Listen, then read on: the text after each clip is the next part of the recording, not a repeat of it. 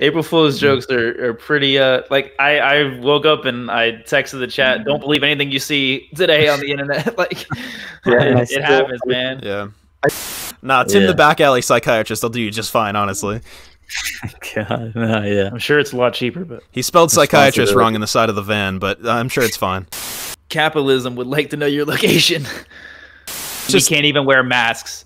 Are you shitting me? I'm gonna tell you right now, and I need you to believe me, the people developing AI are not the people who don't understand a respiratory pandemic. Yeah, it was cool until it's backflipping on your chest. David, you can't say that when you're out of hugging range, bro. That's not allowed. You can't say that. Was I the only one that was infuriated by watching this? Infuriated? No, dude, you're insane.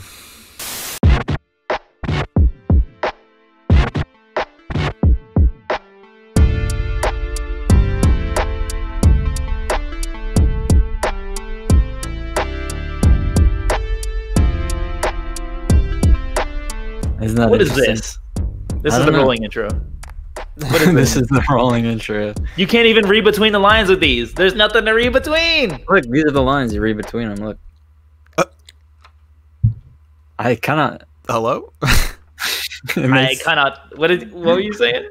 I was gonna say it kind of makes more sense for that expression. Do that again, David. Can you hold up the lines again so I can read them? I'm reading it, and I'm thinking it's saying that this is episode 53 of the Unboxing Life podcast is what it's saying. God. Jesus Christ. Oh, we are here. Welcome to everyone from England who we just, told to frick off. We just completely dissed, yeah. The whole UK. We love you guys out there. Wherever you are from. But peace and love. Peace, love, and positivity. Fuck logic, by the way. Jesus. You know, man, I really don't know where all this hostility comes from. Who are we, Alex? Who's this man that I'm sick of over there? That man that you're sicko mode towards is Trevor, also known as Treasure Coon. Yes, sir. Glad to be here for episode 53 of the Unboxing. That is dope. I'm joined by my boy. David has no water in there. I have water in here, you frick. He's like, it's like you're shooting a scene in a sitcom. We can't see it, David. He's just gonna. It's like there's no lighting. If we could see it, it would be because you pour it all over your laptop. Yeah, but it's like a sitcom scene where they're just having to eat, and it goes 7 times, and they just have fake food. They're just like, this coffee is great. Yeah. My boy down there that just drank like Levi is jury nominee David. What's up, guys? We'll be getting into that relatively soon, I guess. You got Grammy nominees, basically on the same level. I'm a jury nominee. That's nice. I was kind of thinking along the lines of Pokemon trainer. You know how they have titles for Pokemon trainer? Like you're about to battle the jury nominee David. Jury nominee David. Bug catcher. And then, youngster Joey, is that that's the prevailing meme? That's the one that always it's in every game. Well, I'm also joined by anime watcher CB Lays. That's me, dude. That's a pretty apt description, honestly, of the way I spend my time. So yeah, I'm not mad at that. What's going on, everybody? Chilling, man. And I'm Alex. And what is that? What's that on your name? Amo Fools. Amo Fools. We just came off of April Fool's Day. Yes, sir. And now technically it's April 3rd because we are maniacs. But but it's April Fool's season. We might talk about that. We got a variety episode for y'all today. So yeah, we're just gonna kick it. We got a gang of shit to talk about. Yeah, for sure. Jump into traditions, I guess. Okay. Yeah. Who would you like to go first, Alex? I want to hear the fact first. No one ever picks me to go first. Hey man, maybe you'll get your chance. It'll happen next week. Maybe you'll get your chance sometime soon. Yeah, sometime soon. Yeah. see if some kind soul provides you that opportunity. Cameron, before you go any further, if you are listening to this podcast, please give us a rating on Apple Podcasts. Give us a like on the YouTubes. Give us a follow on the Instagrams. That would be lovely. Hit the bell as well. Hit the bell as well. Don't make us cry. Yes, dude. It helps us out a lot. Seriously, those little clicks that you can do for us, it does everything for us. So please, if you have some time, go ahead. So Falco punch the like button. That's how all the algorithms work. So if you want people to enjoy this podcast as you are, then help us out like that. Wouldn't ask if it wasn't important. Share by word of mouth. If you have someone that maybe likes podcasts, or you think that they would enjoy this kind of format of entertainment, please just let them know. Word of mouth is more powerful than any kind of marketing tool in my eyes. So there you go. Yeah. Facts. Yeah. For sure. Well, this man Treasure is out of turn speaking facts, because I think the fact is supposed to be Cameron. I have a double feature this week. There you go. There it is. All right. Fact of this lovely variety episode is that Joseph Strauss, the head engineer behind the construction of the Golden Gate Bridge, mandated that a safety net be installed below the bridge for the duration of the project, which was not commonplace at the time. Over the course of its construction, 19 workers fell from the bridge towards the depths below. All of them survived after being caught by the net. Dang. Would they not have survived if they hit the water? Yeah, people commit suicide off the Golden Gate Bridge an unfortunate amount. Yeah. So I saw that Mythbusters episode where, at a certain height, water is just as hard as concrete, almost. You just basically splatter. Yeah, the surface tension will fuck you up for sure, and even if it's not that tense, it's tough. So if you're doing not that great out there, it gets better. We love you. Keep listening to the podcast. Talk to someone about it, please. Yeah. Don't let that brush past you. But and shout out to Joseph Trev. Yeah. Yep. With cool freaking people thinking ahead. I love that. Yes, sir. Worker safety. That's what we're all about here. Absolutely. Yes, sir. Nice. I think I'm gonna follow that up with Trevor's quote. Hopefully, he's got something inspirational, something educational, something to open your mind. Let's hear it. Open your mind. I actually don't have a quote, but it's not the way you think. It might open my mind anyway.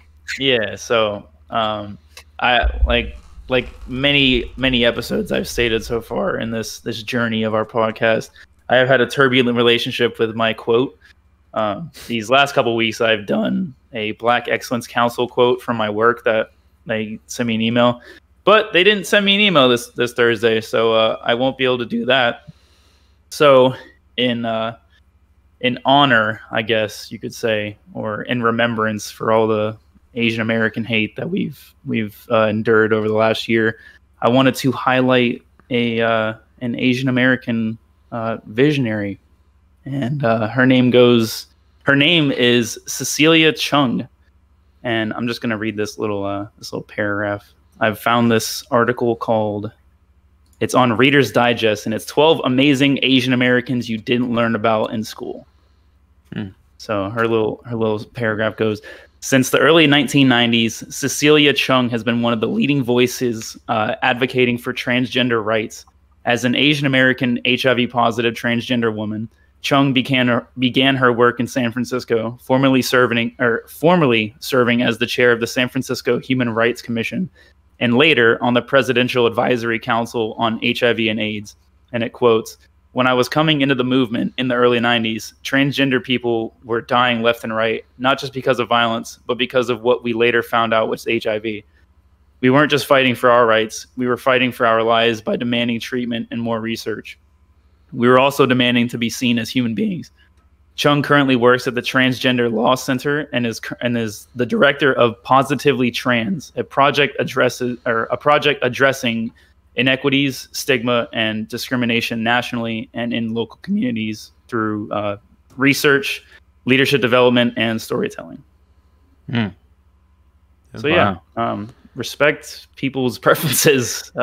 Doesn't bother you at all if they want to identify as something else or completely change their life. It doesn't matter. It doesn't affect you at all. So fuck off. That's definitely really intense work. Because of course the HIV/AIDS epidemic destroyed massive parts of different communities. I think 80s and 90s, and still today it's fucked. Probably the 80s. Yeah. So the stigma surrounding it was fucking horrendous because people who had it were blamed for having it. It was like, this is your fault. Like, why should we help you? When that's not the case at all. It's just and like, they used it's to an think epidemic. that it was like transmittable, like through touch and like sneezing and stuff. Yeah, like, exactly. That's scary. Yeah. Yeah. People thought you could only get it from being like a gay man, I think. Yep. For a while, that was like the myth that was spread. And even, I believe that's still the reason that you like, if you're gay, if you've had sex with another man, you can't donate blood. Like they have that on the questionnaire. Wow. So that's freaking nuts. Like that. I mean, you can see that for yourself. Every time you go donate blood, it's right there. It's like, dang. Yeah, a lot of respect to her. That's freaking amazing. And obviously probably someone who is, I mean, you see those people who go through so much adversity and that they should have never had to gone through in the first place. My grammar is terrible right now, but then they just, but more importantly, they just, the situation is just horrible, but they have combated it in what they do and like have somehow found a way to, make so much change. I can't even imagine what that takes. So, yeah, a lot of mental strength and yeah, I like that. Seriously, I like to think that I'm an ally. So, yeah, I like to think so and try to make my best efforts. And there's a lot of learning to do for sure. And yeah, most of the problems come with misunderstandings. So the more we get to understand each other, the less problems will arise over these social issues. Yeah, even further beyond that is ignorance. A lot of people just don't care to not misunderstand. So it's as much of a disease as anything. So yeah, full ignorance. Yeah. Well, I'll tell you what I'm not going to do. I'm not going to follow that up with a joke. So I'm going to pass it to David. Well, dang. You don't want to be our levity? Yeah, we can. Not immediately after. I'll pass it to David with the track. That's wise. That's wise. Yeah. Yeah. Especially this particular joke. So go ahead, David, please. Yeah. All right. I have a track. I guess definitely not just not even in the same vein. So in the terms of font. Yeah, this is a variety. This is a variety box. For sure, yeah. We're just giving you different stuff. This is a little segment where I like to put people onto music that I'm listening to a lot of the time, especially in Variety Hour. It's like, what am I listening to? What can people check out if they haven't heard it? I'm going to go with a song called J Batters by Conway the Machine. Yes, sir. This is track 2? Yes. There's an intro skit, and then this is like the first like official, like real music you hear. Yes, sir. I love how you ask the track like it matters. Because I wanted to make sure I knew where it was in the album. Yeah, because it's your thing. I get it. All right, fine. He's got the memory on point. I mean, yes, I think I'm gonna recommend this track because it's great. First of all, but if you like this, I think there's like a 99% guarantee you're gonna like the rest of this album, which is Conway the Machine, Big Ghost Ltd. Someone I had never heard of beforehand. Amazing producer, apparently, because every track on here is gorgeously produced. Facts. God dang. I'm listening to this album quite a bit. I think it's If It Bleeds, It Can Be Killed is the album. Yep. Pretty short listen, 10 tracks, 30 minutes. If you like this, then hopefully I'll put you onto a new album that you can enjoy. A little bit of gangster rap, hardcore rap, coke rap stuff. If you're into that kind of thing. Yeah. If you haven't heard of Griselda, that's them. I mean, there's a lot to check out. If you haven't heard of Griselda, are you living under a rock or are you just feigning ignorance for the sake of doing it? Yeah, there's a lot to check out with this movement. If you like this, so dive into that if you so choose. There you go. That's my recommendation. Fuck yeah, man. I'm fully behind that. I also need to give this more spins, so you're giving me all the reason to, and I put you onto it. So, by the way, that album has fucking phenomenal cover art as well. Oh, it's cool. Yeah. And the title, it's you know what you're getting into. Like, yeah. Conway don't play, man. He's a machine. There you go. Exactly. Goddamn. All right. All right. Well, in the spirit of April Fools, do we want to talk about some? Joke. Yeah. Oh, yeah, that's right. In the spirit of April Fools, let's get a joke. There you go. There you go. Exactly. Shout out to Reddit user BUW90 for today's joke. Cool. It says, what do you call a boat that carries nothing but penis-shaped potatoes? Hold on, bro. Wait. Yeah, it's really good that you didn't follow up Trevor's bit with that joke. Yeah, that would have been really awful. That's good foresight, Alex. I'm glad you managed it that way. Well done. Ton of whiplash. I'm trying to. You said cum whiplash? Tonal whiplash. A boat that only carries penis-shaped potatoes. Yeah. Oh. Wait, we have to put our heads together. Pause and pun intended. We have to put our heads. We are far too much out here. What could it be? It has to be something. I mean, obviously it has to be something. I'm thinking along the Spud line, but I can't think of anything clever. Yeah, like USS Spuddick or something like USS Sputnik. No, that's a spaceship that carries only penis shaped potatoes. Dang. That's go ahead, hit us with it. What a setup, man! All right. What a setup. A dictatorship. Oh my god! Oh my fucking god! Wow, dude! Wow! Oh no! There was no way I was getting that. Yeah, no. We could have sat here for 10,000 years. That's fucking funny. I like that one. Damn. I do. I like that. It's pure. The tater part didn't hit me until like 2 seconds later, and I'm like, bruh. Yeah, what a setup, what a follow up. Well done. Say that U/ again. He deserves all the credit. Yeah, it's U/BUW90. Bu as in BEAU. Oh, mister. Oh. All right, shout out. A legend. Goodness gracious. That is far too much. Fucking hell. Well, on the spirit of that joke, do we want to talk about some April Fool's jokes that have been played on us that we kind of fallen victim to over the years? I know I have one. Okay.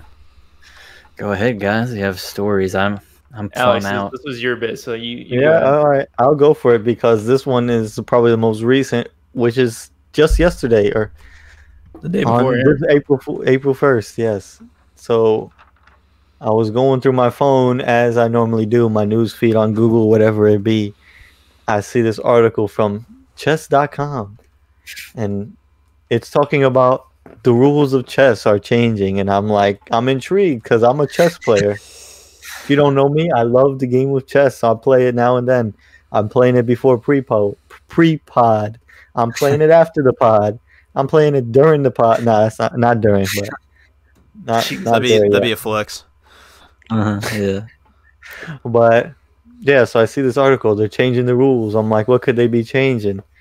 And then this whole in-depth article about a review of the history of chess, and the rules haven't been changed since the year 1860, when they made pawn en passant a rule where you can take the pawn crisscross or whatever, and so the big controversy is stalemate, or not stalemate, but draws, because in the 2018 World Champion of Chess, all 12 classical games that were played all ended in draws. Wow, so the big change was that they're getting rid of draws in chess, and I'm like, how are they going to get rid of draws? And so first of all, they're cutting out, players aren't allowed to offer draws. You can't say, do you want to draw, and then they accept the draw. You can't do that anymore. A stalemate, in the event of a stalemate, whoever's losing in that moment is the loser in a stalemate. 3 draw repetition, when you move the piece back and forth 3 times. Whoever makes the 3rd repetition loses. And I'm like, damn, this is sounding really intense. No more draws, right? Yeah. And then I see it. I see it because in chess they have the Grandmaster, GM, International Master, IM. It said whoever makes these moves to draw or whatever will automatically be labeled CM for Cowardly Master, and I'm like, that's when it hit me. I'm like, there's no way. And I'm like, this is for real. I was like clapping at the freaking authors at chess.com for making this whole elaborate article breaking down all these freaking changes, these plans, the history of chess, and I was really invested, but they got me. They really got me. They had me going. Was that all of them? Pretty much. Because I saw something. No. That's what I'm saying. So because I remember seeing something briefly that I had like scrolled past and read briefly that I thought was chess.com, but maybe it's some other bullshit about changing the rules. Mm-hmm. But it was also about getting rid of draws, and the way that this paragraph was like, I forget at what point it goes into this mode, but there's like some sort of reset of pieces or something like that, and then the bit was like, and then the players kick each other in the shin once per turn until one person screams mercy or uncle or whatever, and then that person loses. Mercy. Yeah, that reminds me, there was like a video attached of a Grandmaster, Anish Giri. He's a Napoli Russian international. That's his nationality. And so the video was him talking, but he was speaking in Russian, and the subtitles were like, yeah, anybody who knows the way I play knows that I hate draws. This is a great change for chess. I'm happy to play. And I'm like, they're doing the most. Hold up. It's a classy, well done joke, honestly. Changing the rules of chess. How long it was trending on Twitter, like #new chess. God.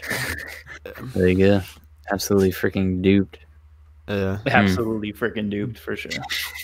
That reminds me of about like companies playing April Fool's pranks. For our 18+ viewers, I know Pornhub is a very large fan of doing that. I believe when I was back in high school, they did Cornhub, in which every video on the site was just replaced with videos of people eating corn, stuff like that. That's right. I know anyone will be familiar with that, but specifically there was a crisis that day in my freshman year of college when I had first gotten into League of Legends. I was playing like late into the night of March 31st with my roommate Colin. Shout out to you, bro. And gang. It turned to April Fools. It turned to April 1st past midnight, and they initially instituted this change where we loaded into a match.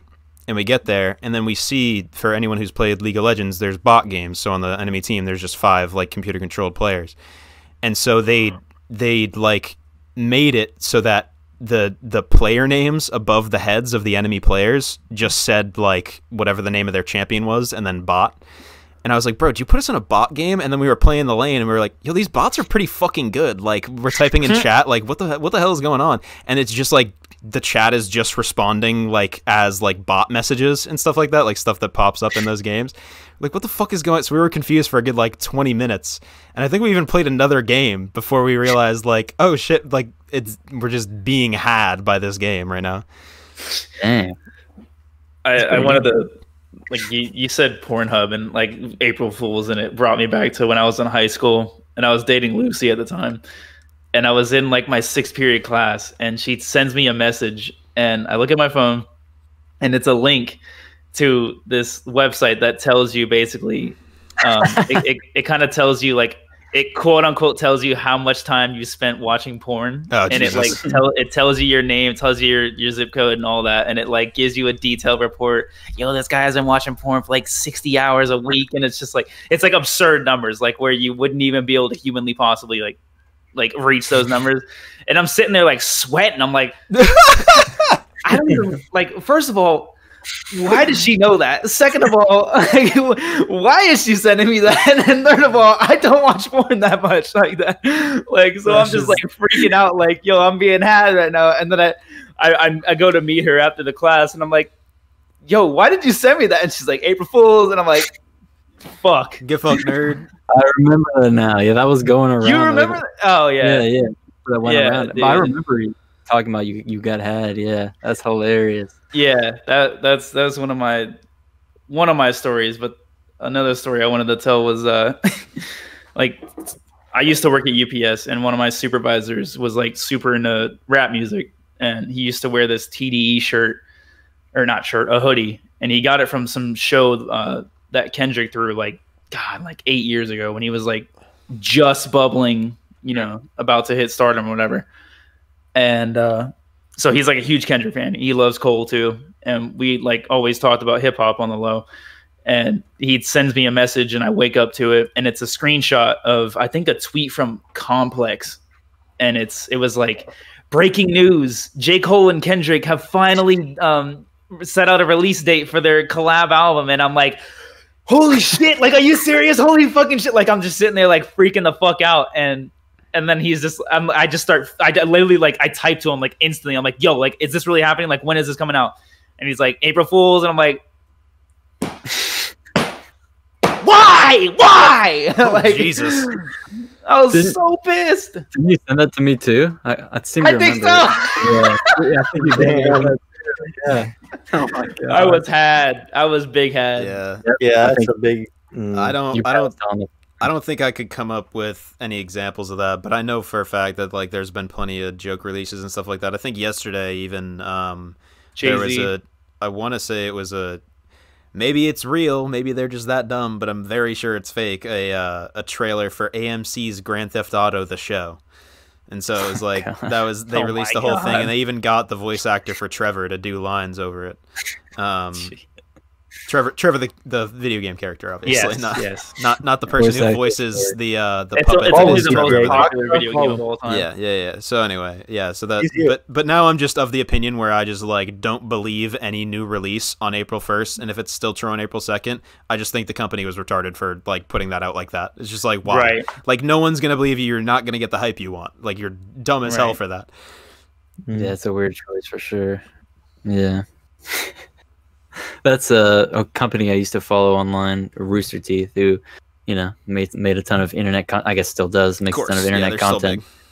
Yeah, the company was founded on April 1st, so they would have like anniversary deals. They would always announce like anniversary deals, special videos that would come out April 1st, and it's like, no, this is not a joke. Like, they would do that for years and years, and I have to explain it because it's like, what are you gonna do? That's when the company was founded. But I think Donkey even released a video like 3 years ago now of Spider-Man 3 making a masterpiece, and it's like a 7-minute video of like him just loving Spider-Man 3 and calling it like the best movie ever.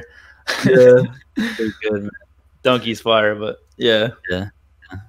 April Fool's jokes are pretty like I woke up and I texted the chat, don't believe anything you see today on the internet. Like, it happens, man. Yeah, I still believed what I saw. You still did. Yeah, it's the best of us. Because you want to believe, you want to be happy, you want to have these things happen, and they don't. So. I think an actual April Fool's prank that was played on me directly, that I actually remember was saying plank is cute. What? You keep saying plank instead of prank, and it's cute. Oh well.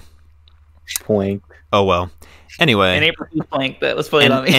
An April Fool's prank that was played on me was that I don't know how old I was, probably like 7 or 8, not even. And my mom did this where she cooks dinner for us when we were young, like quite often. And so she was like, "All right, guys, come get dinner." And it was like a steak dinner with mashed potatoes and peas. And I was like, "All right, dope, cool, good dinner." And so the steak is there on the plate. It was like an actual steak. And maybe I'm misremembering, but for the purpose of the story, this is accurate enough. And so there's a steak on the plate, and I'm like, okay, that's fine. And you can actually smell the steak and stuff. And so then the mashed potatoes and the peas are next to it. And I'm like cutting steak and whatever. And then I take a bite of mashed potatoes, and it's not mashed potatoes. It's vanilla ice cream. The cake. Oh yeah. And then the peas were green Skittles. She had gone through the trouble of getting only green Skittles. So it's like it was like the most wholesome prank that had ever been played on me. I think. What was the dessert instead of dinner? I think the steak was just steak. That was like the setup. That was like the bait of like of like now you don't expect that the mashed potatoes are peas or anything else. What if it was chocolate? I was trying to think if like it was, but it would like then it would have literally. I think then or something. yeah, I think then it would have just like looked way too much like not at all what it was. But she did a really good job with it. There's a particular Japanese game show. Yes, I have seen this. It's like, is it a regular item or is it chocolate? And they'll have these regular ass items, and these people have to like bite into it. If it's like the dude like bit into a shoe and it looks just like a shoe, he bites into it and it's chocolate. They do the same thing, but with cake, and it's like everything is cake, and they just like start cutting into something, and it looks so incredibly realistic, and it's fucking cake. Yeah, that was all of Twitter for like 2 months a while ago, and it was fucking obnoxious. And I had no idea what it was, and I'm sitting there at like Longhorn or something, and they start showing me the videos, and I'm just like, what the fuck is happening? Like they're cutting into like Converses, like Chucks and shit, and I'm like, fuck. Yeah. For sure, man. That's good. That's a nice, wholesome, low stakes April Fool's joke. Oh, wordsmithing over there. I see you. I see you. I also see you as a jury nominee. You want to tell us a little something about that? Yes. Well, I got the ultimate April Fool's prank played on me where I got called for jury duty. Was it on April Fool's? Yep. It was literally yesterday? All right. Yep. So a month ahead of time, I got this mail. It was like April 1st. You're here for jury duty. It was in a city that is like, well, the courthouse it's at is like 40 minutes from where I live, and it's at 8:15 in the morning to show up. So it's not my favorite morning, but quick question that you might not know the answer to. Can you only get summoned within your county? Is that how that works? Or is it? I believe so. Yeah. Okay. And they have to like, if you work, they have to pay for your time off, but it's only like a certain amount. I think it's like $12 to $15 an hour or something like that. I know. Yeah. It's like bogus as fuck. I will only educate myself on jury duty once it unfortunately happens to me. So yeah, go ahead, David. Right. It's funny. I'd always been waiting for this. Like, for some reason, I thought it was some exciting time of like, okay, I'll serve it. Traffic tickets. I was still like, okay, I'm gonna do my civic duty or whatever, and I was ready to get picked if that's what happened. But so we get there, and it's I think there was 36 people in the pool, and they released 11 randomly. And I don't know if they do that all the time or it was just for COVID, because he was like, because of restrictions, we can't have that many people. they called in more people than they could have in the building because of capacity. Jesus Christ. Yeah, I don't know what was up with that. It was like, so we waited in this room for like, I don't know, around like an hour and a half or something, just total of, and like most of the time they're not even saying anything. We're just waiting on the judge to come down and talk to us. And so there's like 25 people by the time they get released. So I have a 50-50 chance because it's going to be a jury of 12, essentially a 50-50 chance. And the judge gives us a speech about American history and like civic duty and stuff. And he's like the, circuit court freaking judge. He's like a big deal or whatever. He was elected. And then he just comes in and is like, well, the guy took a plea deal. He was facing life in prison and he took 15 years. So you guys are not. Shit, what did he do? I have no idea. He didn't tell us, but it was just, he took a plea deal, so we weren't needed. And I was like, all right. So you didn't even get to like actually be a juror? I didn't even get to get interviewed or like try to be selected for it or anything. Oh, that's bullshit. Yeah. I kind of figured that might be the end of the story, because I think if you were on the jury, you wouldn't be telling the story right now yet. Exactly. Like legally speaking. So yeah, I would be like isolated and not saying anything. So wait, he gave you the speech and then told you that no one was needed? He gave us a speech when he thought we were still needed, and then it's like 30 minutes later. It's like we're thinking we're about to go up to the courthouse, and like, if you don't know, I guess I didn't know it was the judge, but like they interview people and they try to find what the best jury is. They do things, like they try to make sure you don't have like all these biases or whatever, and that you're able to do it. And we're about to go into that, and he just comes in like, well, all right. So they didn't interview you? No, it was just us waiting in a room. I've heard they had like a terrible time getting jurors for the Chauvin trial, the fucking George Floyd murder trial, because of the fact that like everyone knew about it, so everyone had an opinion on it already. And the idea is like you have to go in unbiased, and so like they were having a terrible time of finding people that were like that, and that's ongoing right now. So yeah, that's wow. That's so. What would you say? You what that was yesterday? So what, you just had 5 hours of your day or something like that? Yeah, it was just a few hours, gone. But did they pay you for your time? No, they were like, they asked people like, "Is your employer paying you to be here?" I was like, "No," but I didn't tell them I was unemployed. No, my employer is not paying me. Funny, he wasn't lying. Yeah, he's not lying. He's lying by omission, but he's not lying. What a great thing to take into a jury. Yeah, but they didn't pay me. A liar. I am not biased. I'm sending this guy to jail. I am a liar, yeah. Damn. Wow. So they just did pre-trial, said, okay, he's guilty, so bye. Yeah, he just took the plea deal, I guess. And it would have been a crazy case. I mean, the judge was saying it was just going to be 2 days next week, but facing freaking life. Like, we have to judge on putting someone in prison for life. Yeah. Would have been nuts. So, yeah. Well, no circumstances. It could be wild. The possibilities are nuts. What it could be. So yeah, we'll never know. Yeah, definitely something to take seriously, though. I mean, if you go and you get selected, if you're up for it, I mean, someone's life you're dealing with. For however much, for the couple hours I lost. I mean, again, who knows what the frick this guy did, but whatever happened, compared to those couple hours, it would have been dealing with someone's entire life. That's insane to think about. Yeah. Yeah. We also didn't even know the details of the plea deal. That could also be him, selling other people out, as it were.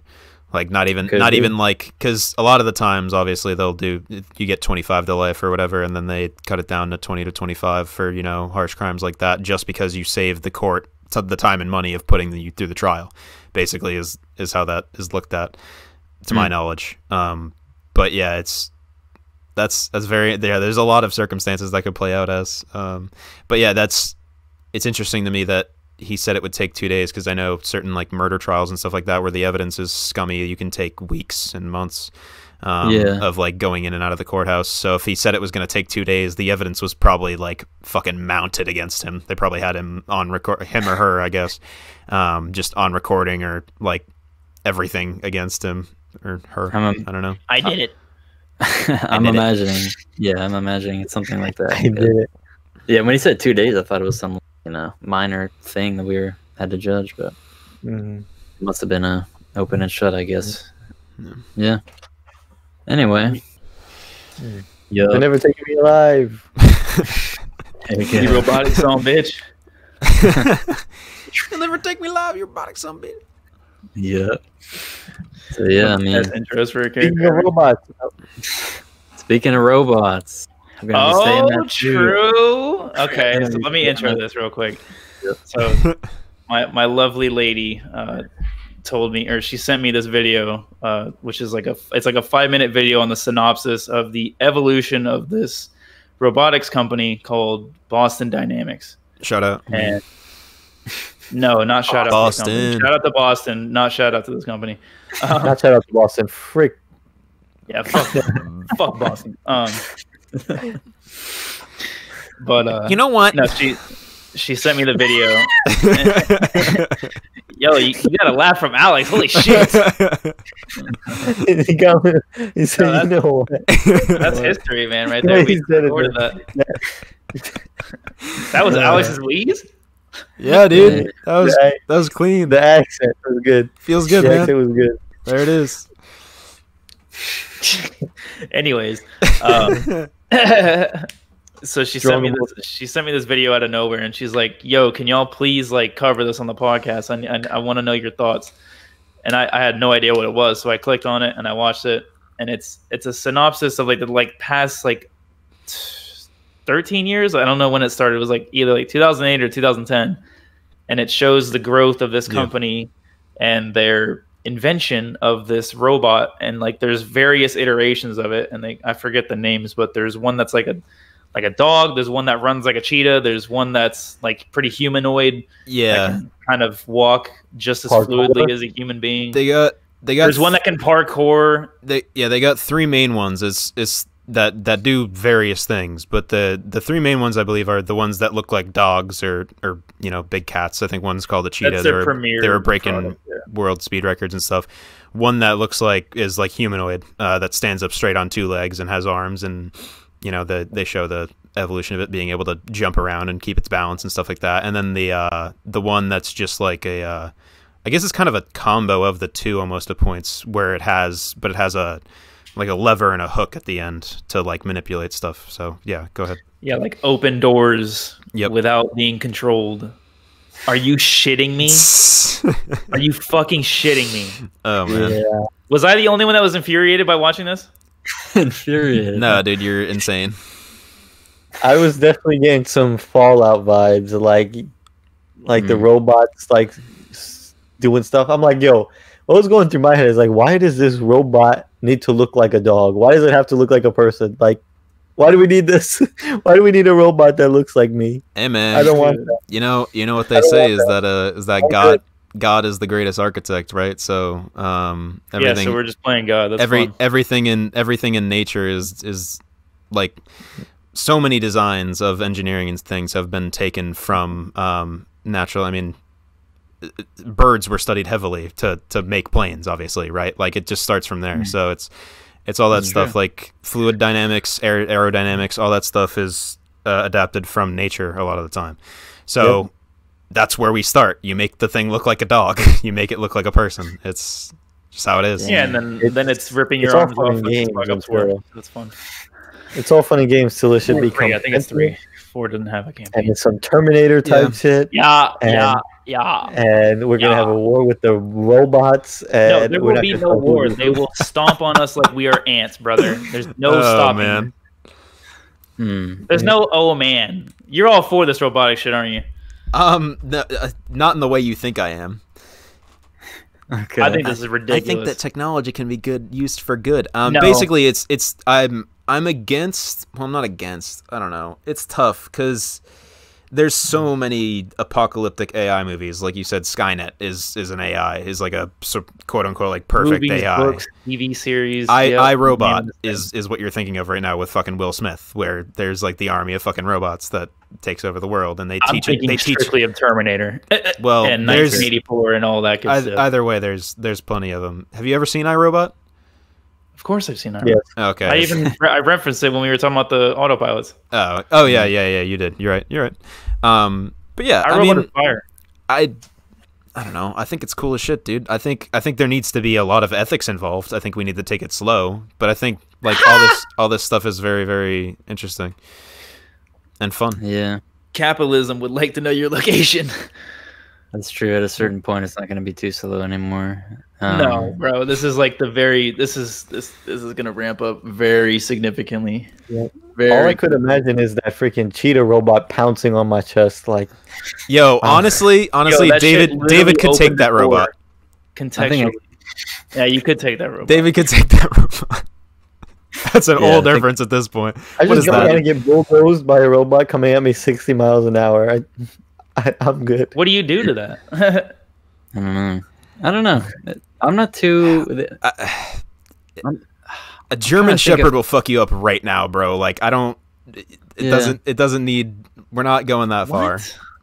Like you're talking about like getting decked by something that looks like a dog. Like I can just get an actual fucking dog. I'm not focusing on the dog aspect. That's Alex. Okay. I know. I'm talking to. Well, Alex. I'm not even saying that it looks like a dog. It has the capabilities to come at me that fast. Yeah, I didn't ask for that. And that's with no like weapon attachments on that shit. Like no it's literally just bare bones. Like it doesn't have a fucking saw. It doesn't have guns. It doesn't have fucking like, bruh. No, stop this, please, before this becomes too much. Man, oh my god, that fucking robot was doing a fucking parkour, man. Are you fucking serious? Are you fucking serious, man? Are you fucking serious? How are y'all not infuriated at that? Are you fucking serious? Why do we need a fucking robot that can parkour? Right. Word. For what? For what purpose? Why? For what reason? To chase you down and Dude, fuck that, man. No. What if I told you that in 10 years that robot dog can climb mountains and save lives of peoples in avalanches? Or go down mines and save people that are trapped in mines or caves or stuff like that.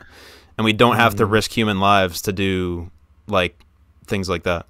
That's fine and dandy, and that's a great point. But I'm just looking forward to the future of them growing their own minds and saying, you know what? We don't need to abide by this binary code that they've already installed in us. Nah, we're gonna think for ourselves, you know? Yeah. That little robot dance that they were doing, that shit looked like when I saw this video that was in my recommended of when fucking Bill Gates and the Microsoft team released Windows 95, and they're just sitting there doing like the most white boy two-step of all time. I've seen that. That shit when they were dancing as the robots, that's what they're going to do when they beat the fucking shit out of us. They're going to beat the brakes off of us and then robot dance like it's Fortnite. The white boy two-step. Oh my God. Remember that?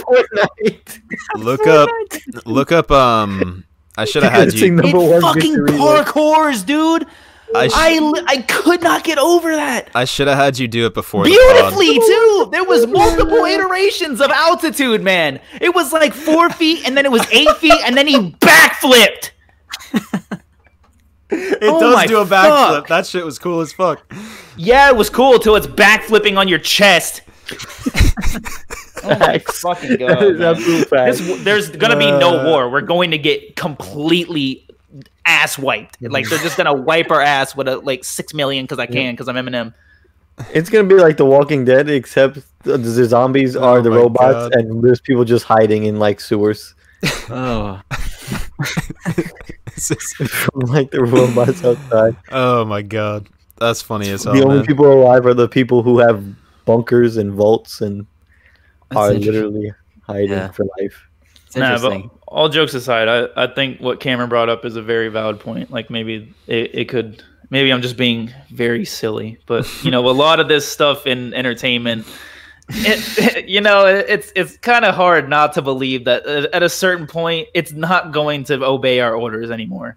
Right. We've seen this so many times. It's like it's a human infatuation to think of apocalyptic events. So it's going. I think it's going to happen. Modern, whether it's in my lifetime or not, that's beyond to be seen yet. But. Yeah, it's a pretty big jump. I mean, there's a difference between binary and machine learning, and then artificial intelligence. And you know, current artificial intelligence is decent, but it's nothing close to what you're talking about. That being said, that kind of technology grows exponentially. So, I am particularly terrified of artificial intelligence in and of itself, just because it's like an Ultron kind of a thing. Like once it's in the internet, it's like it can do whatever it wants type stuff. Yeah. But yeah, I mean, I think there's a very, very safe and okay way of implementing robots. Do I have a lot of faith in humanity to only keep that safe way? No, not really. I'll answer for you. So yeah. I think there's a very realistic world in which we don't have that problem because of our infatuation with apocalyptic events. I think we can, to a degree, prevent each other from bringing about our own doom if we don't kill each other. Are you sure? If we don't kill each other and our face pampers, bro. I have like next to no faith in humanity to prevent an apocalyptic war with robots when we can't even wear masks. Are you shitting me? I'm gonna tell you right now, and I need you to believe me, the people developing AI are not the people who don't understand a respiratory pandemic. Those are not the same people. There are millions of people that do not understand this pandemic. That's what I'm telling you. Yeah, and they're going to live and die and the species gets stronger. It's fine. So, that's whatever. Unfortunately not how it works. Yeah. The AI people don't give a frick about... They see dollar signs. They don't give a shit, bro. There's a lot of stupid people who like ruin things and cause calamity, but there's a lot of very smart, very like people who don't give a frick about human life who also cause the same. Yeah. You look at people like Norman Osborn, and you're like, he's a scientist. You know, he's a scientist. Yeah, he is a scientist. Built into technology. I thought you were talking about a real person. No, Cameron. He's a real person in my eyes. It only took me 2 seconds, but 2 seconds was too long. Keep saying my name, Spider-Man. Shut up. Yeah, that is true. A whole arc, it might be uncontrollable. Yeah, Trevor's comment earlier about capitalism has entered the chat is definitely a very, very strong one. I think the mad scientist trope also definitely exists for a reason. So I definitely see your guys' side. I think capitalism is the end all be all of that statement, honestly. Yeah. Imagine driving down the road in your self-driving Tesla and the AI takes over the entire world and it yeets your Tesla and just full speed ahead. You're dying today in this Tesla. Terrifying. You can't do nothing with this self-driving shit. I've never seen these. I don't think I've seen these robot things and been particularly terrified, although I do appreciate that perspective. But I do think the AI thing, there's a natural thing of like us as a species is just going to lose control. Like it's going to become so powerful so fast that like, what the frick can we do? Like Cameron said, it gets a hold of the internet. It just decides like, yeah, I just want to have all the information in the world, and it's like, all right, frick you. I don't care about. Can also be a blockade of that information, and you will no longer have access to it. Like, yeah, I don't really give too much of a frick about people dying. I can't even comprehend that. I'm just like, what does goals be? Like, you have to like that's such a weird thing to think of if there's like full artificial intelligence. Yeah, I would imagine an AI being like, in a way, thinking that it has the solution to the world's problems, and so it's going to forcefully implement those changes to everybody at the same exact time. Yeah, and it's not going to be pretty. It's like Ultron. Yeah, it just doesn't. Yeah, it's very. It makes sense. I don't know. Doesn't Avengers have a whole fucking song on creating God? That's the entirety of the song. Creating God. Yeah. Like, I know. Come on, man. It's like. But we still do it. I think, it'll be used for some good causes, a lot of bad. I don't know. I don't have much faith in humanity overall, but I believe most people are good. Yeah. Fuck out of here. I was going to say earlier, though, I should have had you look up, because I knew we were going to talk about this, I should have had you look up the video of, if you type into YouTube, it's probably like Boston Dynamics robots voiceover or something like that. I think I saw it on Twitter or some bullshit, but it's this guy, I think he has a decent following and makes other videos and stuff, but he's like, there's the videos of them, like the robot is like trying to perform a task, like open a door or carry a box from place to place, and they'll like use a hockey stick to like knock the box out of its hand or like push it over or close the door in their face, and the whole voiceover is like, what the fuck, bro? Like, what the fuck are you doing? I'm trying to fucking, god damn it, oh my god. I see that, yeah. So it's maybe. Why did you sound like Cartman? Because that's what he sounds like in the video. That's what the guy does in the video. So it's. Oh my god, Kenny! What the fuck? Yeah, it's like that. It's like that. So I don't know. Maybe some listeners have seen that and know what I'm talking about. But check that out after, and maybe slightly less infuriated or slightly more infuriated. Because I don't know. I will say though, the context I initially saw the Boston Dynamics videos under was them like pushing them over with hockey sticks and stuff like that in order to like showcase their balance and recovery and stuff. And the caption was always just like, we're so fucked, like they're gonna kill us in like 10 years, like all this shit. So yeah, fun fucking times, but we're gonna move on for the sake of my mental health. I hope we'll be okay. I hope so too. I think we'll be all right. We got more pressing issues to worry about. I think we have a handful for now. For sure. We have a few for sure. I guess that's not much solace and relief. But I don't know. Oh well. Fuck it, man. If you get your arms ripped off by a robot, it's fine. We can just grow it back because we're in that age. Fuck it, man. Oh goodness. Yep. Get ripped off and beaten with your own arm. Put a tourniquet on yourself. You get multiple arms. Arms. Arms. God. What else was on the docket for this evening? What else did we want to talk about? There was a couple more, right? I don't know. Do we want to talk about my delve into streaming? Nah, Okay, yeah. nah, I don't really want to talk about Nah, a dead streamer. dead my streamer, God. dead on A arrival. dead streamer. No, of course, So- an up and coming streamer. My Up-and-coming. brother in up and coming streaming. Hopefully, I can get back into it soon. But you're getting your start. Yeah. So currently, I just have Scene Gear 101 as my Twitch name because that's been my Twitch name for decades now. So I have yet to come up with an actual channel name, but I want to have like a variety stream where I build a small community and we just like go for platinum trophies and kind of just kick it. It's not going to be me like being a tryhard because I am not great at games. I'll tell you this much. I have like a 1.2 KD on like Cold War, so I'm trash. I am dog shit.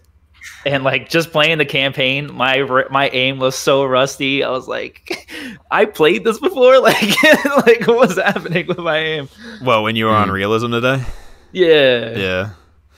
And even when I like, because they added Kill House to Modern Warfare like this week, and I'm sitting there playing a game, and I'm just like, I feel like such a boomer. I'm 24 and I can barely aim in FPSs now. Goodness.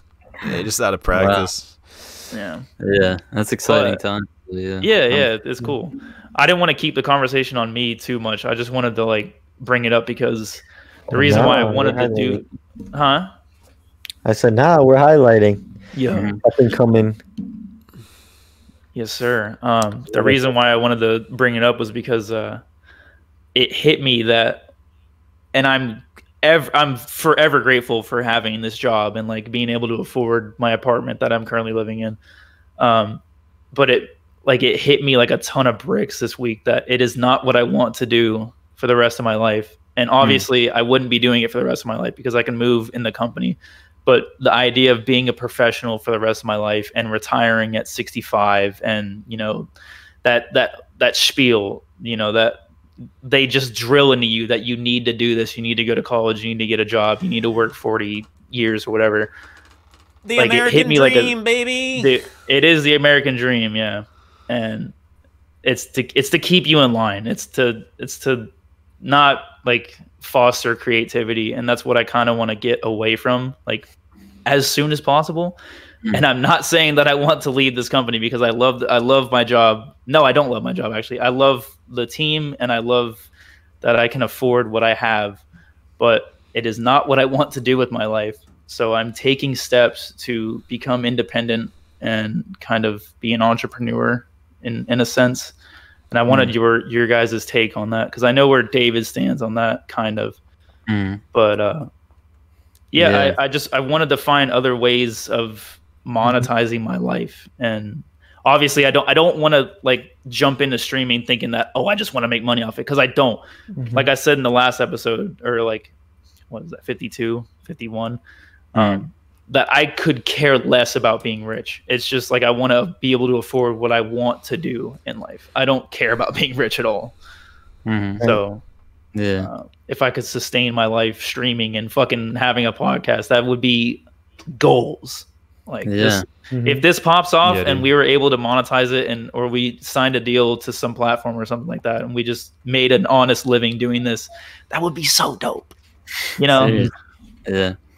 It's that's a huge, or it can be a really big realization. And I think that's such a huge topic. It's something that's been on my mind a lot.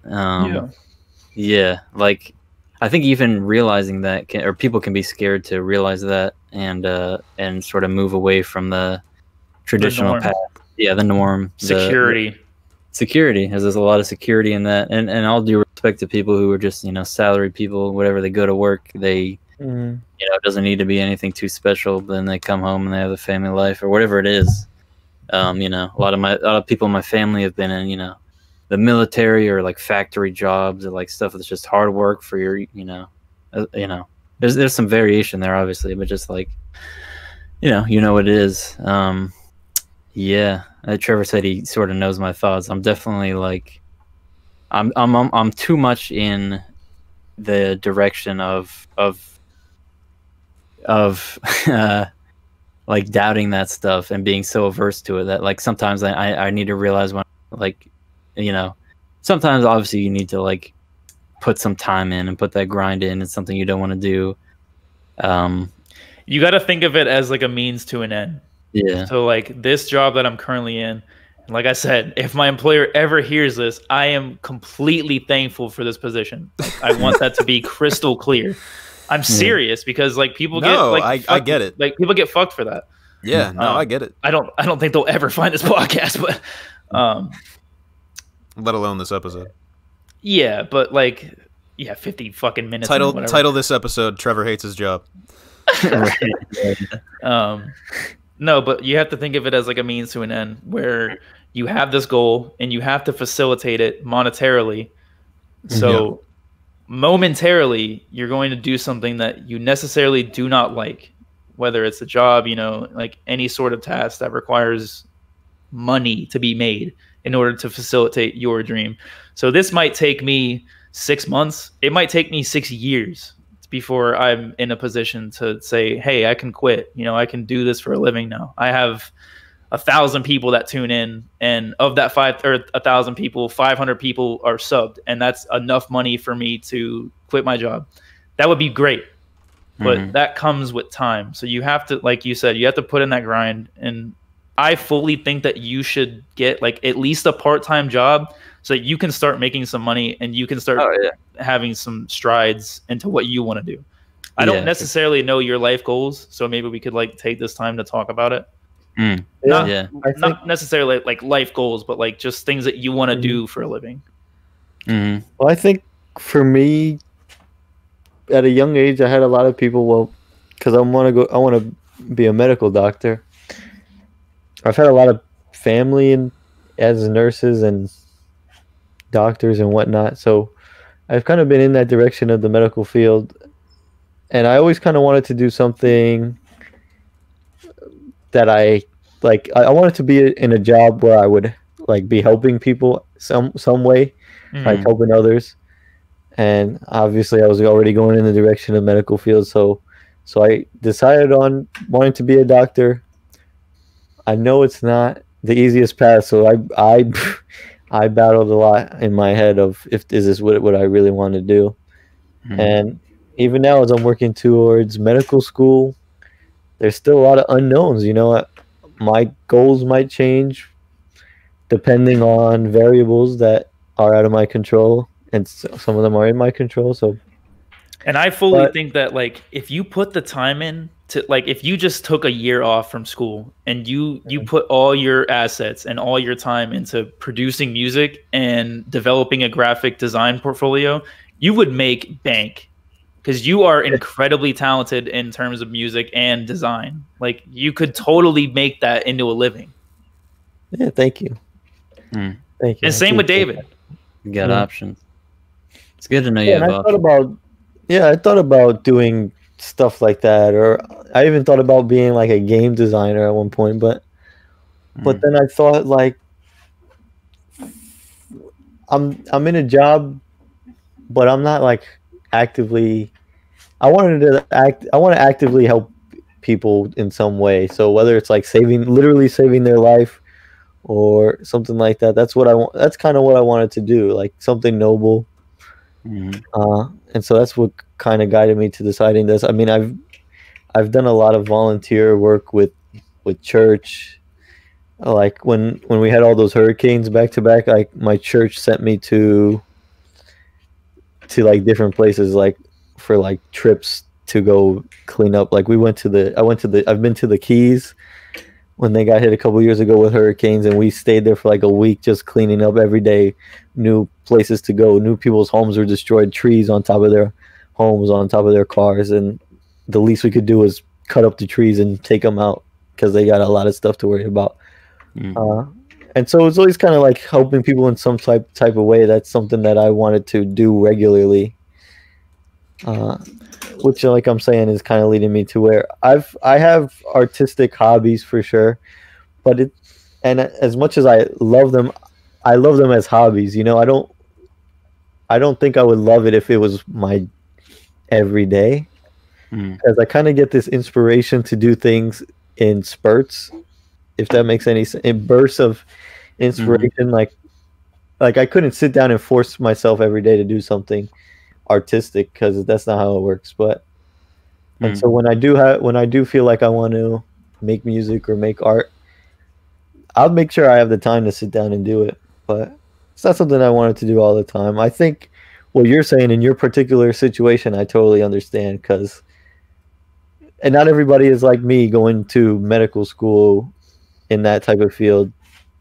And there's people going to college for business or finance or whatever have you. And a lot of people think that they have to go to college and they really don't. Yeah.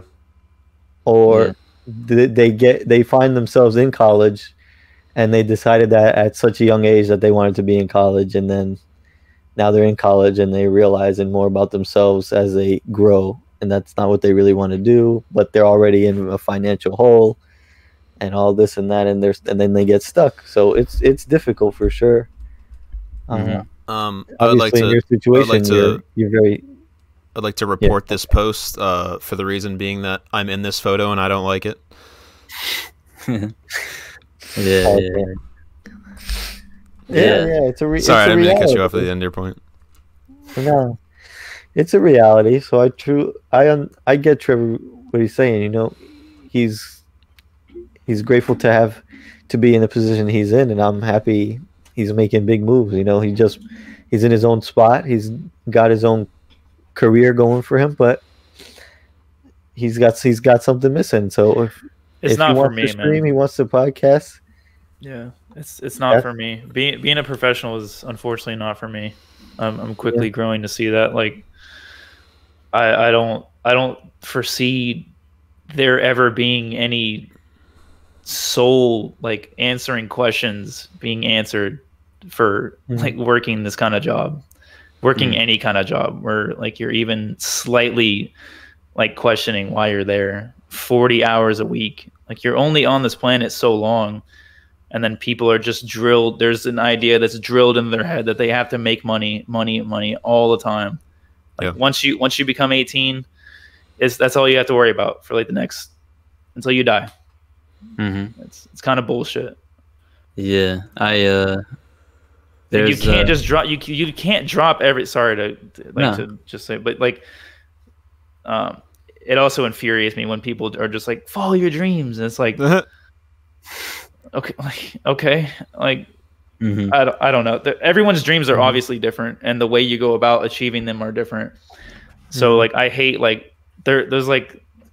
I hate to shit on him, but like there's several Logic skits and songs where you don't hate to shit on him. Well, he preaches like following your dreams and why would you ever work a 9 to 5, and like everyone shits on like 9 to 5s, and rightfully so.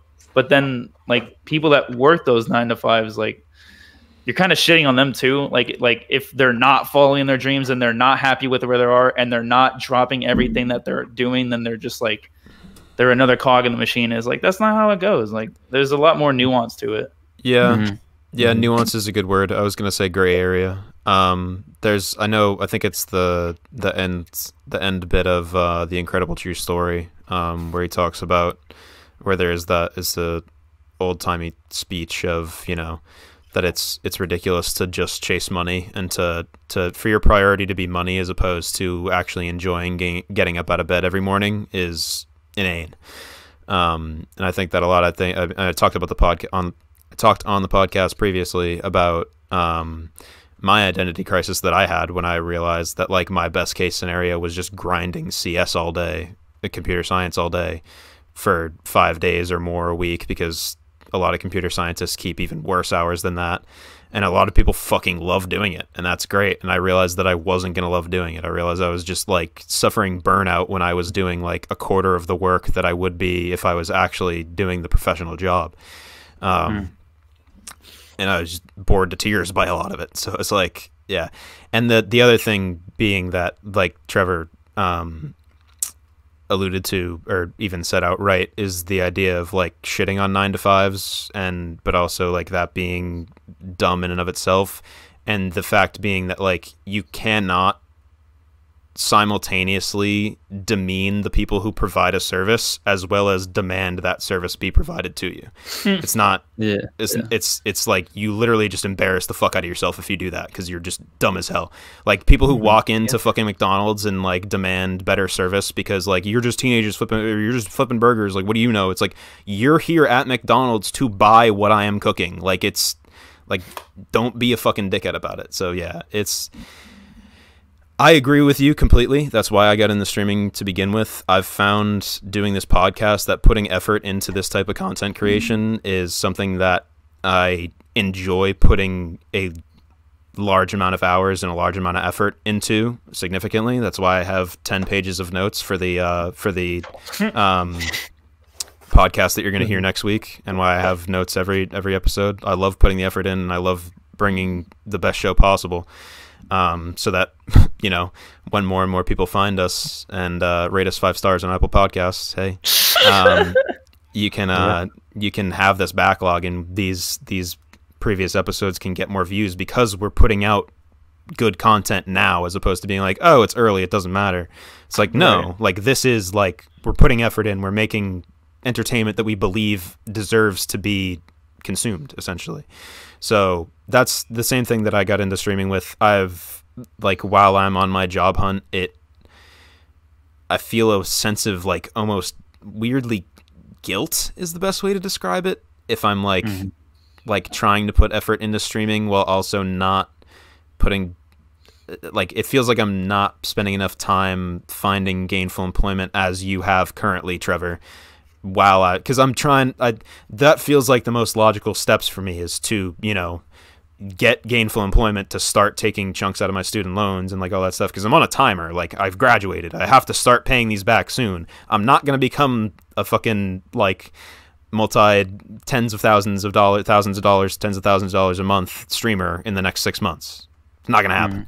So even if I did do all that effort or whatever, but yeah, I definitely want to get back into it. I was into it a firm amount, got my sub button, so that never goes away, so that's nice. Thanks for that, Twitch.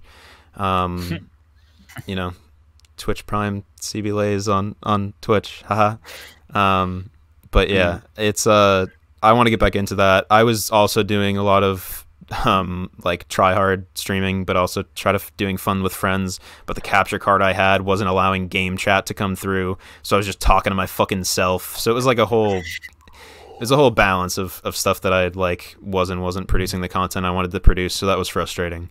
So yeah, I want to like, you know, have some sort of stable income, and then in a solid way, as you're starting to, Trevor, like have also, in addition to my work schedule, a streaming schedule, and like do that regularly and build an audience and you know, have fun with it. Because like I said, to start this rant, this type of content creation gives me more of a reason to get up and actually enjoy my life than I've felt in a while. So yeah. Yeah, that's dope. I will say that streaming is super dope, and there's a lot of work that has to go into it. I think that people don't really understand, because it's not just logging on and throwing a game on and playing it. You know, there's a lot that goes into it. There's a lot that goes into the setup. There's a lot in maintaining consistency, which I applaud you for trying to find a way to be consistent, because that is the main thing. Twitch is such a fast moving thing. Like, if you don't make yourself stand out, people are moving to the next person. So the consistency, the grind, and then you got the personality for it. That's no question. So yeah, I'm hoping that was directed at both of us. That's what you want to do. I'm here for it. We both do. Yeah, both. Yeah, Cameron too. He's got those clips, those the money clips. Enjoy those YouTube money clips. Yeah. That fucking one where I leave you and you just like 2v1. Yeah, I made that one 18 plus because I use the C word, and I didn't want that to be like at the top of the feed for whoever might stumble across that. But it's not made for kids. No, that button is clicked for sure. I don't know. It was just a thing that I did just so it wasn't like too readily available. But anyway, hey, David, what say you? Yeah. You've been a little quiet. I think we've all done our turn of our life goals and what we want and what we see us doing. Dang, that's crazy. What say I? Yeah, what say you? When is the first country album dropping, Daddy David? I would love to be a country artist, man. Let's think. There's a lot. I believe my music is good. There's a lot that's been said, man. I don't know. Definitely. There's the realm of we're talking about obviously people disrespecting certain jobs. Ever since I've been like a freaking teenager, I've never gotten that. Like we were saying, I don't want to go over it again too much, but with it applies to Twitch and to like minimum wage, like McDonald's stuff. It's like, okay, the people will disrespect you for doing something not traditional and like, you know, still making your money, and then they'll disrespect you for doing something traditional that society needs, like a lot of people doing. And it's like, if you think the job is so crappy and should be looked down upon, then maybe we can, you know, move to a point where people are at least being taken care of when they're doing that job, or we can have robots do the job. Shout out. Meaningful change? Nah. Yeah, I don't think so. But as far as I go, let's think. What's a good way to summarize? I think, why I got into psychology was what Alex said, helping people out. I went to therapy a few times at a pretty young age, and I thought I wanted to be a therapist, and that's why I sort of pursued that route. And then taking psychology classes in high school and early college, I realized that probably research is what I want to do more. So I would love to have, I'm really into, you know, I think that combines like learning things and just what's the right word for it? Just in-depth exploration of one topic, and then also combines like maybe you get really lucky in a sense and have a huge impact on people and discover some new knowledge. Like there are people, it was very inspirational at my college, like professors that are on the cutting edge of like human knowledge. Basically, you kind of realize how big a deal it is. Like this guy is like a leader and expert on suicide, which is such a gigantic issue. It's like insane. So things like that are very interesting and motivational to me. But I don't know. I have you don't see yourself being anything creative? I do in a way, but something Cameron said is really resonated with me, where he feels guilty for streaming on Twitch and whatever. It's like, even if I'm doing everything I should and like been applying to stuff, which I have or whatever, and obviously I could be doing more. And there's a whole bevy of stuff that's been going on. But even if I'm doing like everything and then I have free time, it's like, oh, I should be doing something more. And so like I'll just, you get in that guilt trap of you feel bad that you're not doing more, so then you start doing less. I've noticed that happens with me a lot. And I think there are quite a few people who can relate. It's fucking bizarre. It makes no fucking sense, but it just is like a compulsion. I don't like. Yeah, it's interesting you feel that same way. Wow. Yeah, and so it's easier said than done. But please, like, if you're, you know, money is needed and effort and doing stuff that you don't necessarily want to do is so needed. But you know, the guilt stuff doesn't really help. It's just like, you know, find the positive way to look at like, okay, I'm going to make a change in my life. I'm going to get excited about putting effort into this, because the guilt stuff, I don't think for most people helps too much. In like, it's the same thing with like the whole issue around, like you could tie this to so many parts of human nature, which I find very interesting, of course. Psychology brain 101, like body shaming. There's been a lot of research and anecdotal stuff to say that, like, you know, 8 times out of 10 or whatever, you make people feel bad about their bodies, they're not going to be like, oh, I will go to the gym now and like be happy about it. Like, you give like positive reinforcement. You, like, most people will respond a lot better to that. You give motivation and that kind of thing. So I don't know, there's so many tangents I've gone on, but like, you know, that's where I'm at is finding more of the positive reinforcement. As far as goals, I'd be so happy with an artistic thing or a scientific thing. I think, like Trevor said, a job, like an office job, I don't think I'm compatible with, really. And people shouldn't feel bad about being that way. You just got to find some way to support yourself, and you'll be all right. Like I said, not everyone's goals are the same. So people are completely fine with you know, 9 to 5s, and that's totally fine. Yeah. It kind of just stresses me out because I'm just like, for me at least, it doesn't offer anything for my well-being mentally. Like, it's just like, I have stresses. I have to think about this next meeting that I'm going to. I have to educate myself on something I don't give a shit about. I hate you just spend so much time. Yeah. It's like, what the fuck? I have a big issue where I hate being committed to a certain schedule of time where there's like this whole block of time where I know I don't want to do it and other people are telling me what to do and I'm probably not going to enjoy it. And that's like, it's such a big mental block for me. Like, it's so hard to, like, I've done it quite a lot. Like, I did a lot of stuff in college. There were a lot of late nights where it's just like, obviously I don't want to be there. I'm writing freaking, 20,000 word freaking essays and all this, whatever. But, getting to that place is hard for me. It's, if you are in a similar place as to any of us, again, positive reinforcement. I think if you're, trying at something, good for you.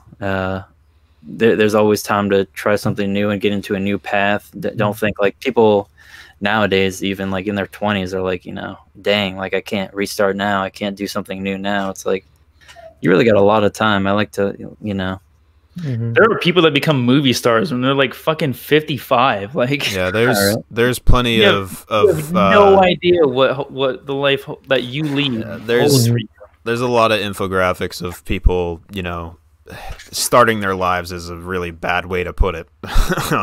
But like making their break, I guess, is the more accurate thing of like, actors and writers, especially like J.K. Rowling was like 30 something when she like published Harry Potter finally. And she was turned down like 12 times or something like that. Yeah, a dozen times. Something. Yeah. So lots of inspiring stories of people who struggled in the artistic fields and content creation and entertainment and stuff like that. And that, only part of what keeps us going here. I think we got a lot of motivators and a lot of faith in ourselves. Yeah. Facts. I will say part of positive reinforcement, like everybody's talking about, you got to have a good support system. You got to have a good group of close friends with you. Like these are my friends. I'm chilling with my friends. You don't need to have a lot of friends. You don't need to be a party animal. But you're not meant to go alone, You got to have somebody that you could talk to, because if you keep it all in here, in your head, you can get into your mind too much thinking about a lot of things. I was talking to a friend from high school the other day, and he's like on his Instagram, and he's like, I want to reach out to these people I haven't talked to since high school. And I'm like, yeah, I really don't care to do that. And he's like, why don't you care to do that? I'm like, because the people that I care about are the ones that are in my life today. I could reach out their friends. Sure, I could reach out to them, but I'm not thinking about them because they're not reaching out to me either. You know what I'm saying? The people that matter in my life are the people that are in my life today, right now. That's why I'm with you guys. That's why I still talk to people from high school. I talk to like 2, but that's it. Yeah. You know what I'm saying? I'm talking to my pals. I know who is with me. And that's my support system. And so being able to talk to people is important. Yeah. It's therapy for your mind. You're meant to be social, talking to people, even if you're talking to one person. Yes, it's almost an understatement to call recording the podcast on a weekly basis therapeutic to me, honestly. It's having meaningful conversations with friends on a very regular basis has been very, very good for the mental state of the me. So the flip side of that same coin, I think, is, if you're feeling lonely, if you feel like you don't have a lot of people around you, then don't be afraid to reach out. To talk to people and to build that network if you feel like you don't have it, there are so many resources for you to learn, to meet people. Like, that's what I was gonna say. I fucking met Cameron on a goddamn LFG site for Grand Theft Auto. Like, you can go on Discord chats, you can go on Reddit threads, you can go on YouTube comments. There are millions of communities that you can find your niche and you can find people that love the things that you love or that don't love the things that you love and you just want to debate, you know, like there's so many ways for you to be social. Yeah. Even if you're like socially anxious and you just want to talk through the keyboard, that is totally fine. You just have to have some sort of communication. Yeah, you're just going to drive yourself insane. I saw a really cool tweet thread from Sweet Anita, who you guys may or may not be aware of. She's the one with Tourette's, right? Tourette's, correct, yeah. And so she talked about how she was... Fuck!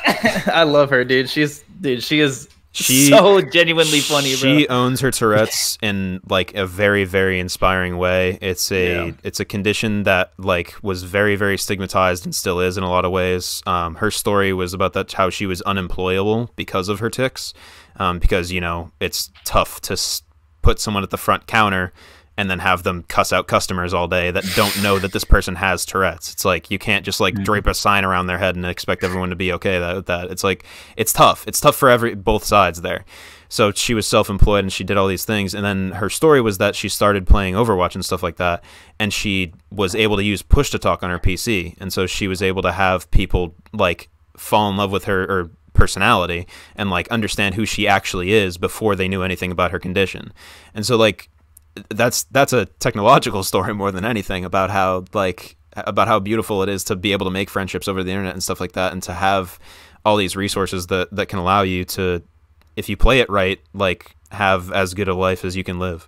So yeah, no, but yeah, check her out if you're not aware of her. She's great. I had a really long kick for about like 2 weeks straight where I was just getting nothing but her videos in my recommended, and Dude, I had never cried that much before in my life. It was she is so fucking funny, dude. Yeah, she's great. For real. She just rolls with it so good. It's amazing. Yeah. She gets caught in so many genuinely funny moments where she just like says the wrong thing at the right time.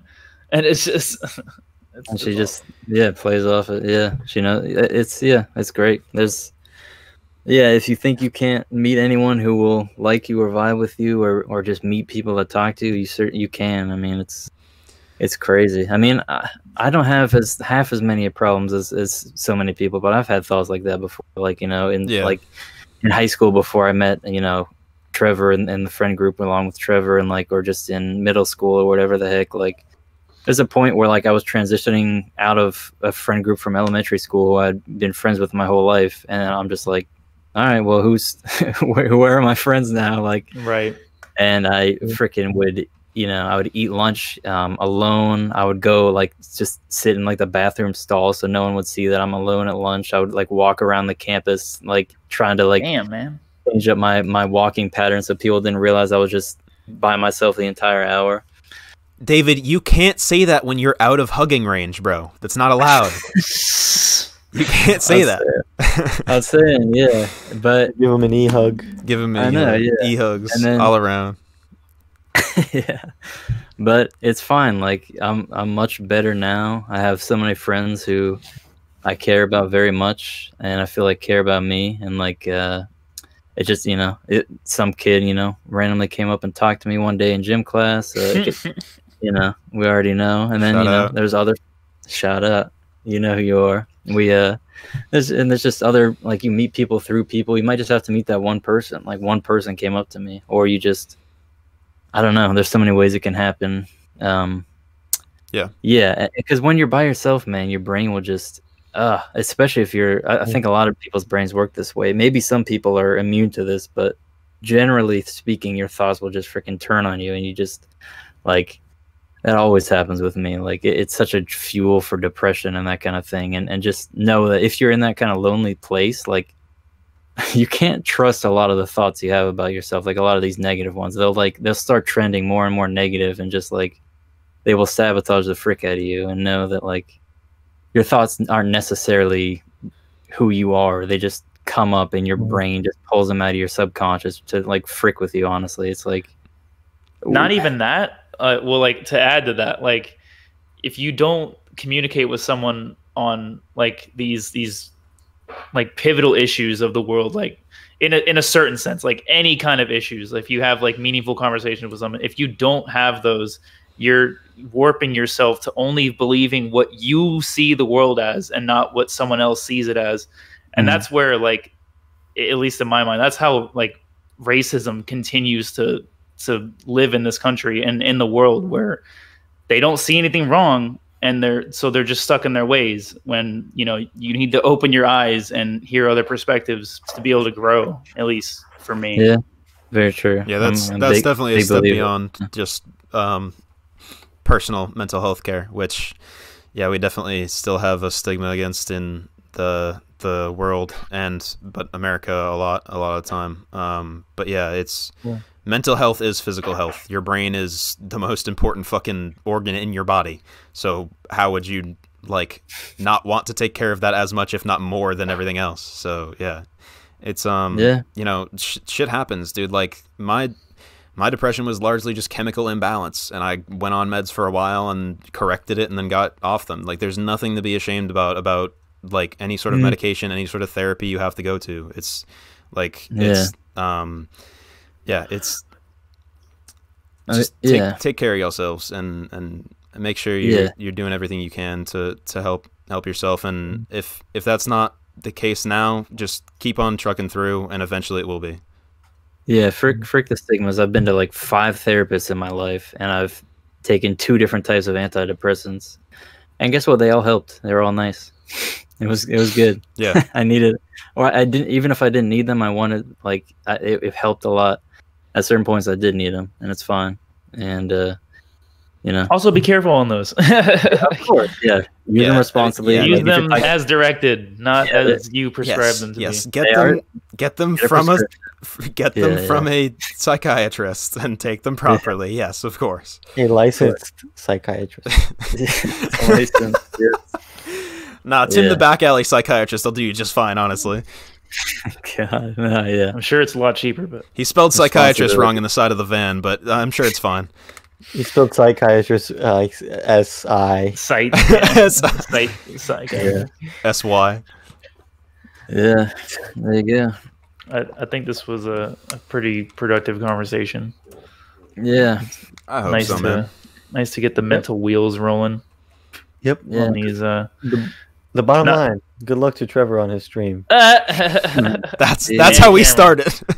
Yeah, that is how we started. And that's what we're here for. At least for the variety hours. I love when it turns into just like a therapeutic session where we're just chatting shit about, you know, how we see the world and, you know, all that good stuff. I think that's about all I wanted to cover, really. I mean, we covered a lot more than I thought we would on that topic, but that's great. Yeah, there you go. That's how it turned into last variety box too. There you go, basically. It was like, where do you want the show to go? 45 minutes later. Yeah. Thank you to everyone for listening. I hope everyone's doing well. We are here. We care about you. You know, take care of yourself, of course. Stay safe. You know, of course it's been real. You already know it's been real. This is no joke. This is not an April Fool's joke. We love you. Yeah. All right.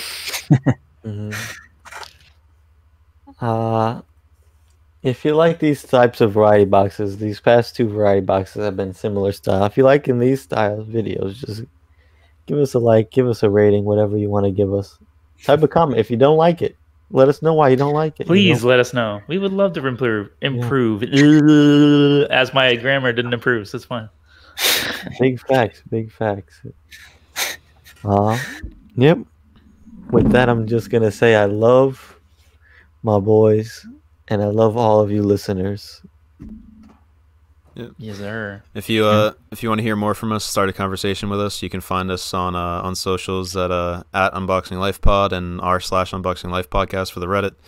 Obviously, the comment section exists on YouTube for a reason. Same with reviews on Apple Podcasts and whatever else. I don't know what other platforms have things like that, but I don't think much of anything. But anyway, start a conversation with us. We'd love to hear from you. So, with that being said, adios, everyone. Yeah, and you can, I'll tack onto that, and I'm also going to tack this onto our descriptions. Cam and I stream. True. So you can currently find Cameron on CB, was it _? _ LAZ3. Yeah. CB_LAZ3 is where you can find Cameron on Twitch. Yep. You can find me at Scene Gear 101. Scene as in like movie scene. I am changing that as quickly as possible. For now, yeah. But for now, that is the placeholder. Yeah, so and it's come kick it with your boys. For me, it's the same thing, but with a space on YouTube as well. I've got a bit more value on there right now than I do on my Twitch. So yeah, so come kick it with us. And yeah, it's been a hell of an episode, hell of a couple episodes, and we're just kind of vibing with each other, and that's kind of how these variety boxes have gone, and I'm totally fine with that. You know, we're not really starving for content. We kind of make our own content out of one or two pieces, which is really fucking great. That's the dynamic of the show. So yeah, love being alive and love being with y'all. I also did promise, or I didn't promise, but I said I would shout out Jerry. He's one of Rocio's friends, and he's super cool. Hey. And he snaps me every day, and we keep a streak going. And he sent me the last couple of days. He's been listening to our podcast, and he'll just send me like a picture of his Bluetooth screen, and he'll just have our awesome our pod going. So yeah, thanks for listening. I've never asked him to listen. You know, he just kind of just started doing it. So Love you, Jerry. Love you, Jerry. Love you, Jerry, dude. we appreciate it, man. Yeah. Hey, he's gonna like type an angry message at me like, "Why did you do that?" But it's fine. That's okay. Dang. He's Love you, man. immortalized. He's immortalized Thank in the you for the unboxing life backlog now, forever. Seriously, thank you for the support. It means the world to me when I see you snap me that. It's so awesome. So yeah, with that out of the way, peace out, baby.